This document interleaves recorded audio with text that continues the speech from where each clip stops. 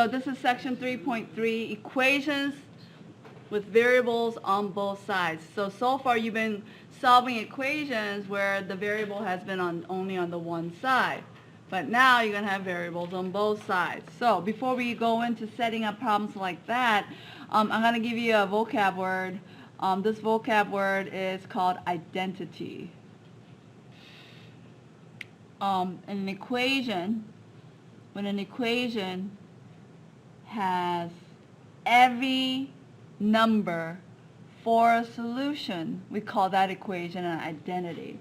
So identity is an equation with every value for the solution. So that means for an answer. So every single number can be plugged in for your x, and both sides of the equal sign will be true. Okay? So that's what's called, that type of equation is called an identity. So it doesn't have just one answer. Okay? So if I gave, here's an example of an identity equation.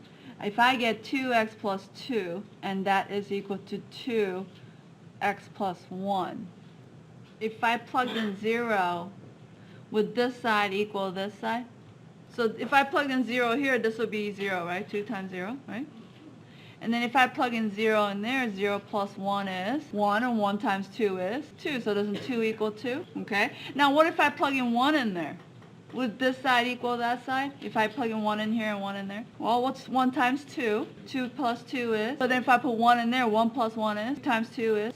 So there's more than one answer, right? Any number that I plug in, this side will equal this side. So we call this an identity. And here's how you check. Ready? So when we solve a problem like this, we're going to go to each side and decide, okay, can I simplify anything here? So can I add these two together? No, they're not like terms.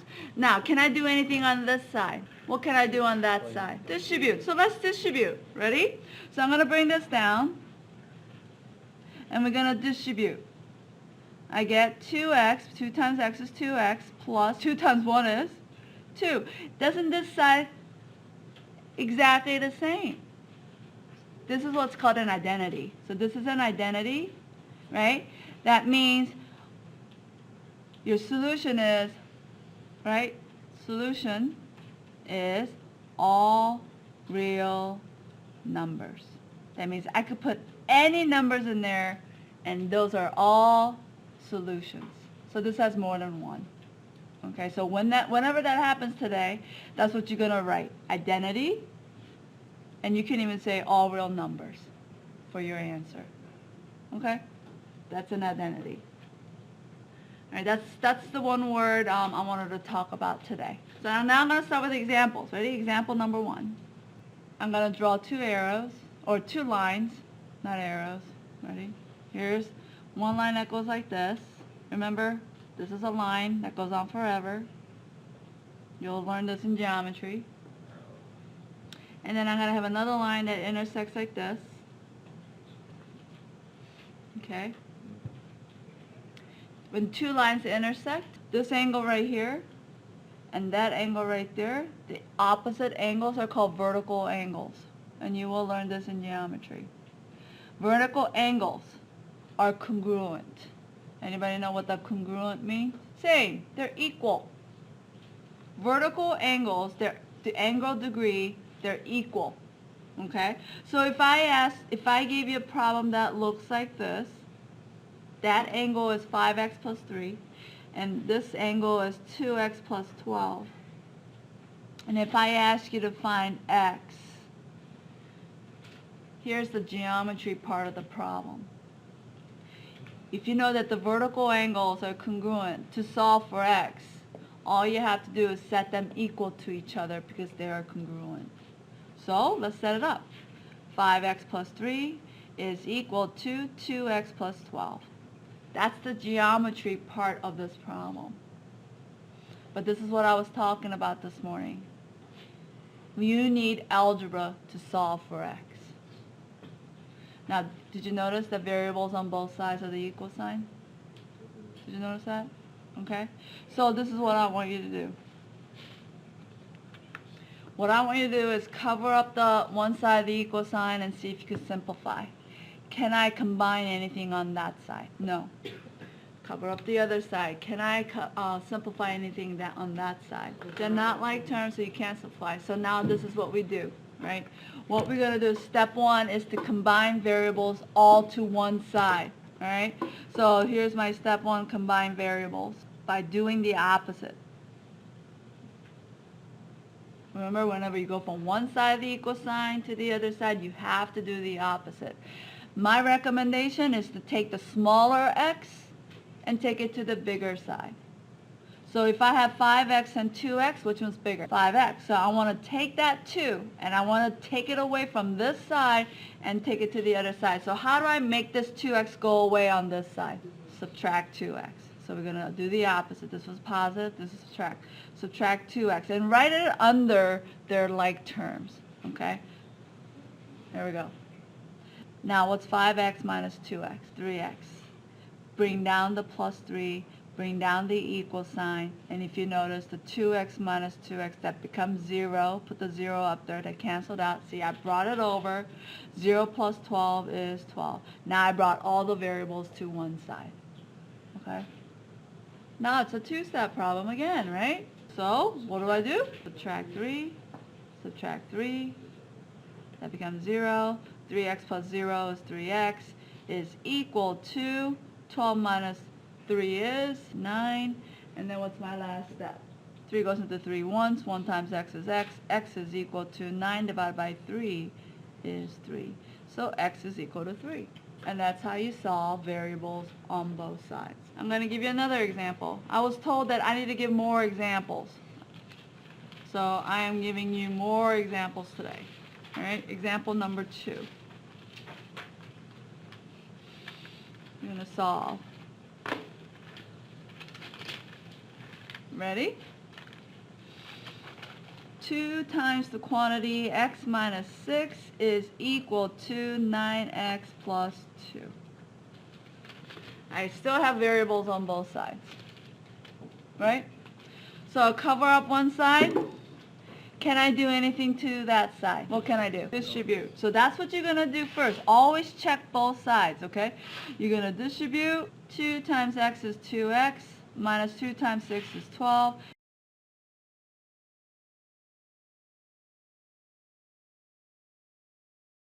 Can I do anything to that side? No? All right, so now this goes back to example number 1, right? Now remember, we are to combine variables to one side. So, thank you.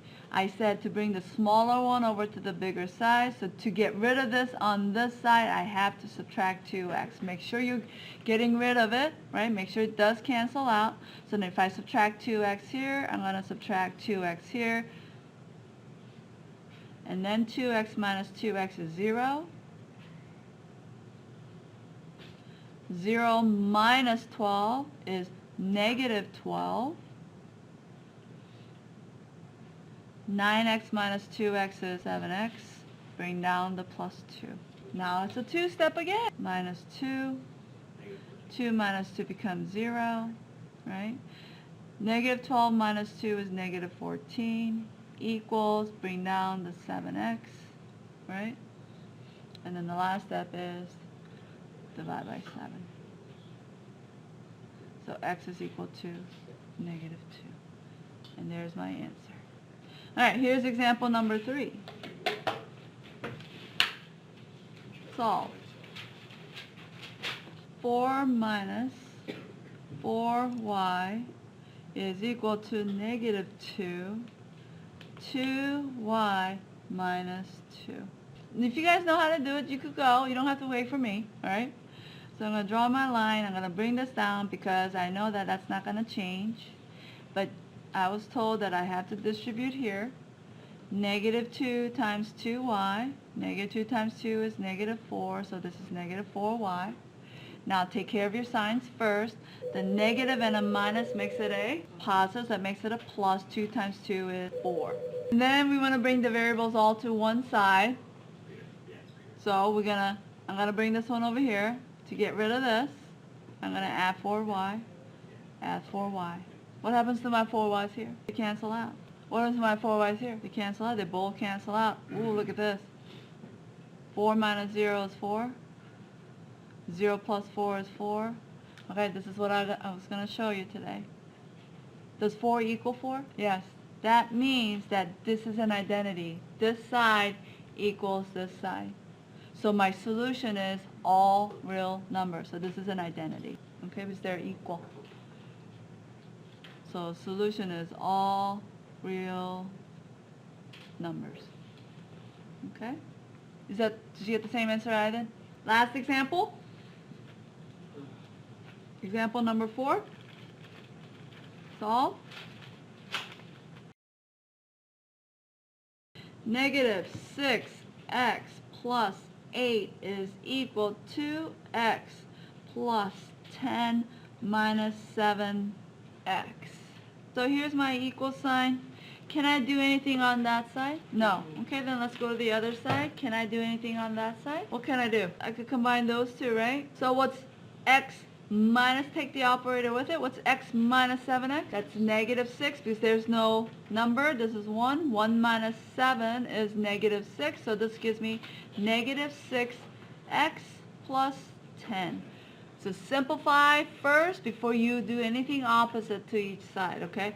And I'm going to tell you right now, this is where I was told in geometry that students made mistakes right here, simplifying each side, okay?